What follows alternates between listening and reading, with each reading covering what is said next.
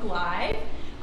First things first, we'd like to announce our winners from the SEA-ster egg hunt yesterday. We had 2 winners because there were 53 eggs total in the exhibits, and our winners are Christine Lepiano and Christina Carbone. So we will be reaching out to you and getting in contact with you to get your addresses so that we can mail you your passes that you won for winning the SEA-ster egg hunt. Yay! And today I am joined by Sam. Hello. I think you all have probably seen Sam in some of our other videos. And I'm Lauren, by the way, I think I forgot. But we are here in the backup of our Penguin Coast exhibit. This is our little area that we will have our penguins examined by our veterinarian. And we have lots of little things that we're going to go through with you all, but also, we're just going to be talking about penguin husbandry. So Sam, what do we mean by husbandry? Yeah, so husbandry is all-encompassing penguin care, animal care. So today I am one of the penguin keepers on staff, and my whole day is about making sure that these guys are well looked after. I'm kind of motioning to the exhibit just to kind of give you a little frame of mind of where we are. So now you are inside of Penguin Coast, and then when we come back out, we find ourselves in our little keeper area, and this is where we spend a good majority of our day when we are on the penguin routine, and we want to make sure that everyone is well looked after. So care can be described in a whole bunch of different ways.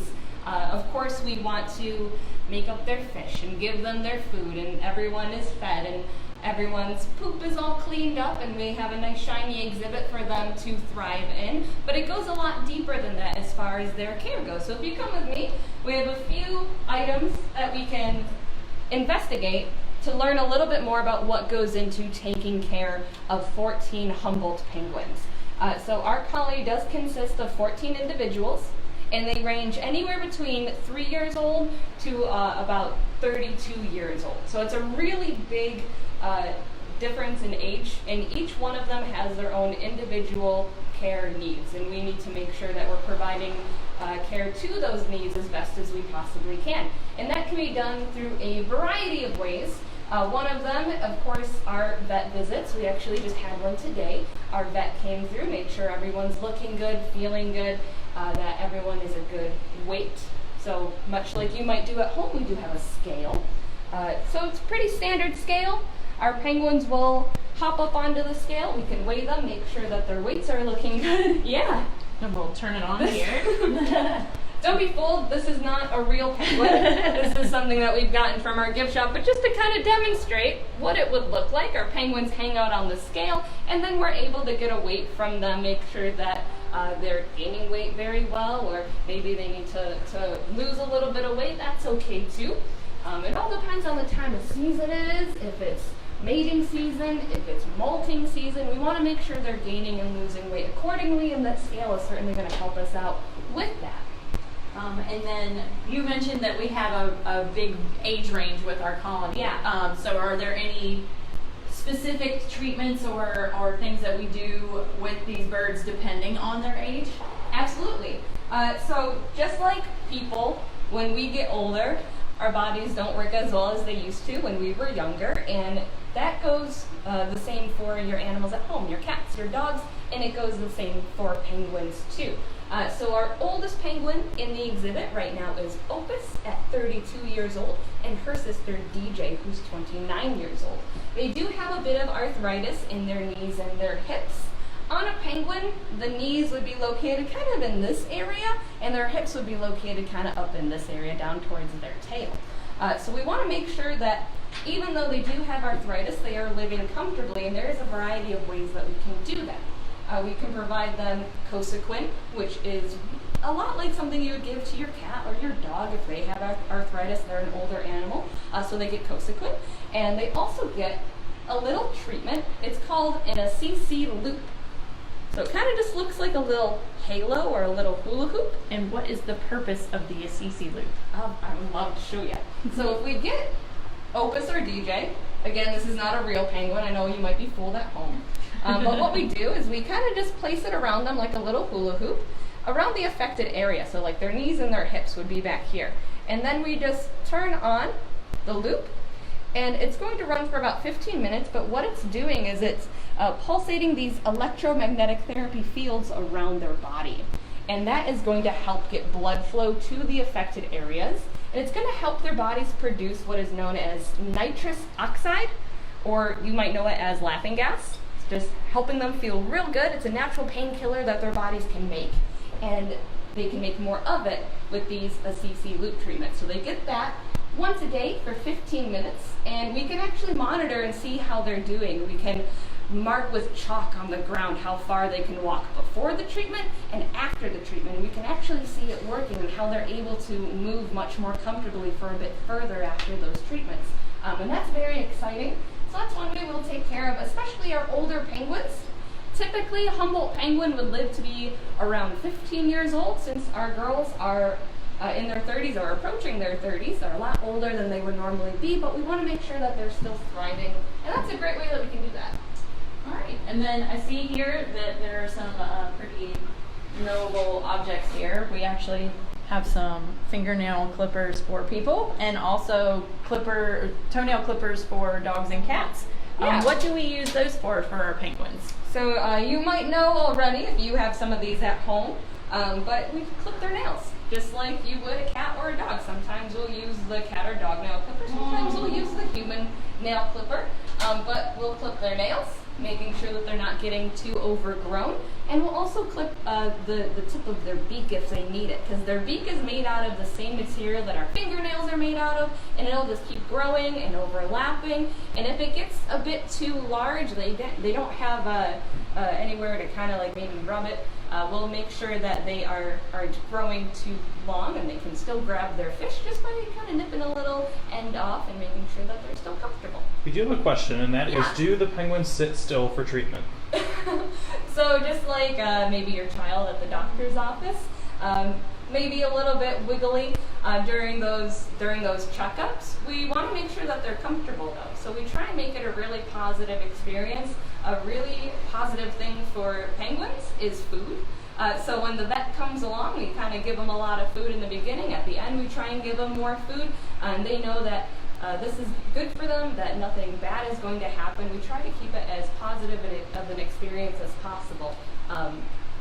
So just like a doctor's office might be a little bit weird, even for us as adults, if you're watching, or even as a kid at home, it might be a little bit strange, but maybe you get a sticker at the end, or you get a lollipop at the end. It kind of makes it all better, and it gives a positive impression at the end.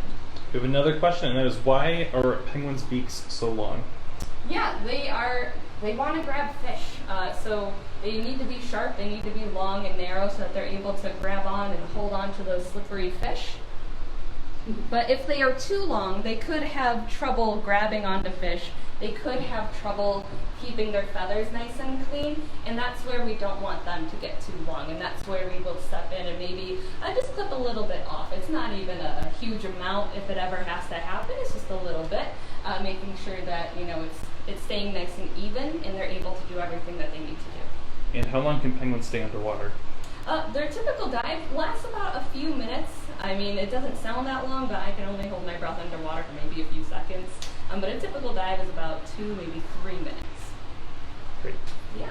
Yeah, great questions. And also we have some other items here. Yeah. We have some bag balm and some triple antibiotic ointment. So what do we use those for, Sam? Yeah, so things that you might have in your own medicine cabinet at home, and if you have used them, you probably know that they are pretty soothing. So we'll put them on our penguins' feet.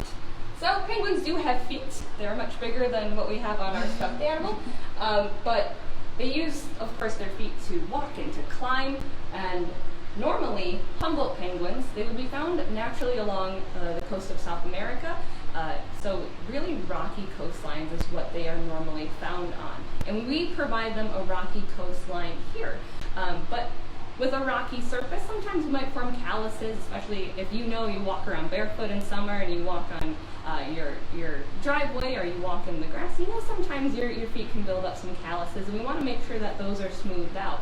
because calluses can lead to cracking, and cracking can lead to ways for bacteria and all sorts of icky things to enter those areas. So we want to make sure that their feet are nice and smooth and supple, because if they aren't, it could lead to issues down the line.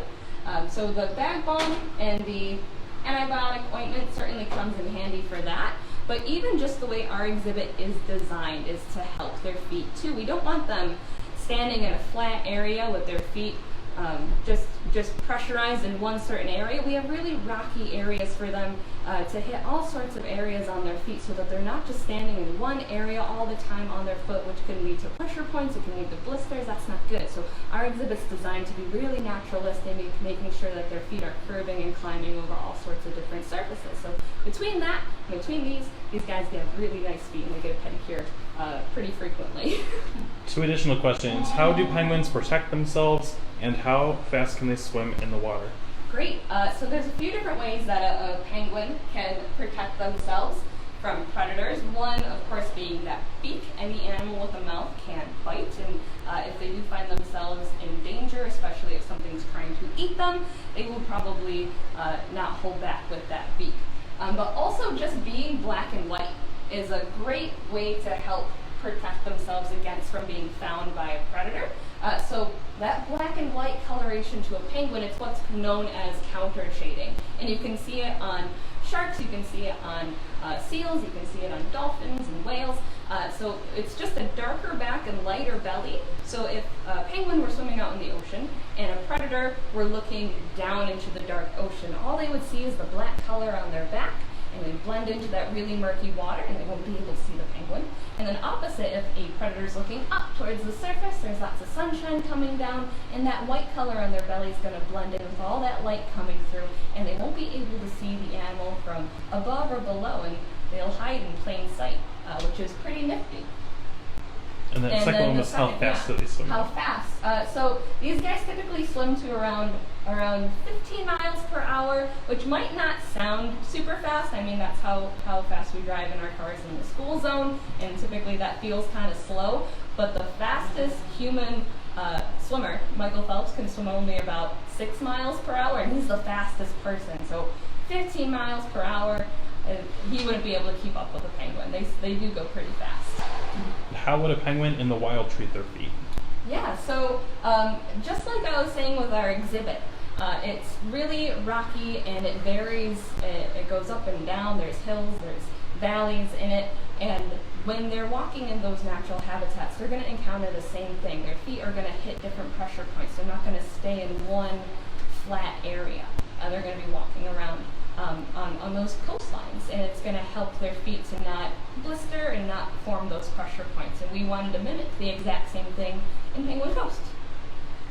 And you mentioned rocks, and I see some very colorful rocks here. Yes. So what are these rocks for? Yeah, so in addition to their physical health, we want to make sure that we're taking care of them mentally as well. We're stimulating them and helping them display natural behaviors that they would normally be doing in their normal habitats. Because we can make sure that they're a good weight, we can make sure that their their toenails are clipped, that their beaks are in nice shape, but we want to make sure that they're not just surviving, that they're thriving. And a great way that we can do that is by seeing natural behaviors come through. And we can encourage those natural behaviors through enrichment. Now, if you've been following along with the Facebook Live videos, you might have heard us talk about enrichment here and there. And there's a few great ways that we can help stimulate our penguins and make sure that they are doing things that we would see them do normally, naturally in their natural habitats. So the rocks, right? We were talking about how they live along the coastlines of Peru and Chile out there in South America, and it's a really rocky coastline. And penguins make nests, but they don't make nests out of twigs and leaves like a robin would do up in a tree. They make nests out of rocks and their guano, which is a fancy word for their poop. So they gather up all these rocks and they kind of cement them all together with their droppings, and they kind of form their nests that way. But we can provide them these really colorful rocks.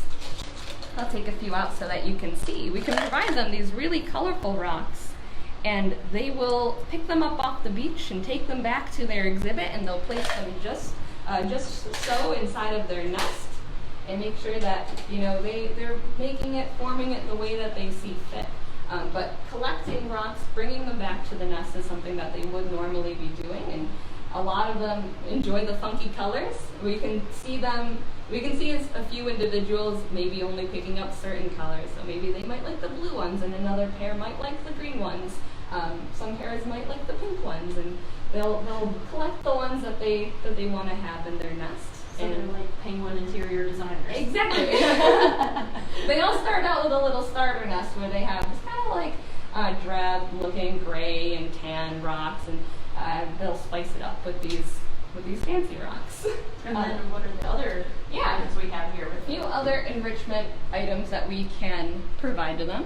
This is something you might have at home for your own pet, but it's just a laser pointer. So these guys would be chasing prey and hunting for fish, and we can make sure that they're using those normal behaviors by, encouraging them to chase down a laser pointer. We can shine it in the water, we can shine it outside of the exhibit, up on the walls, and they'll certainly be curious about chasing down that little red dot.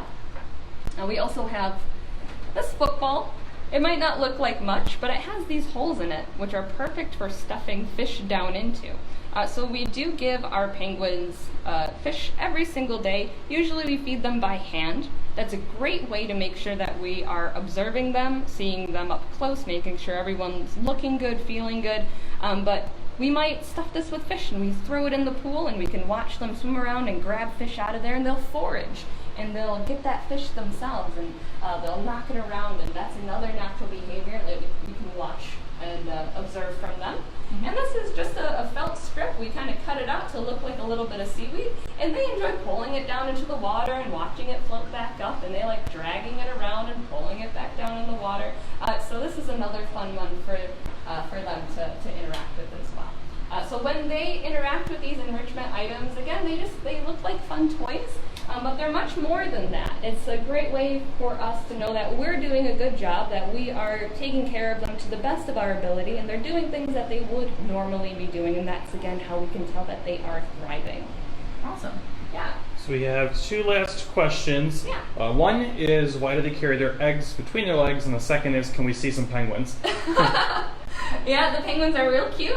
Maybe we can get inside of that exhibit to check them out. But as far as penguins carrying the eggs between their legs, that's a pretty popular fun fact about the emperor penguin. So the emperor penguin has a nice little pouch of skin that he's able to put over that egg and make sure it's nice and incubated and warm. These guys, if and when they have an egg, they'll lay their egg in their nest and they'll sit on top of it almost like a chicken would do. So they don't really carry their eggs on their feet the way that an emperor penguin would. They make sure that their egg is safe in a nest. Mom and dad will share egg duty, so mom might be laying on the egg one day and then she'll trade off with dad and he'll be laying on the egg. But there are about 17, 18 different kinds of penguins out there, and some of them have the nest, some of them balance the egg on their feet in a pouch. It all depends on the species of penguin that you're curious about. All right, and speaking of eggs, just once again, we wanted to announce that our winners from the SEA-ster egg hunt that we had yesterday, we had two, and those are, again, Christine Lepiano and Christina Carbone. So we will be reaching out to you and congratulating you on winning and getting your address so that we can mail you your passes. Please be sure to check out our website, aquariumniagara.org, and keep tuned, keep watching, and we'll have some great things in store in the next few days. So thanks, everybody. Thanks, guys. Bye.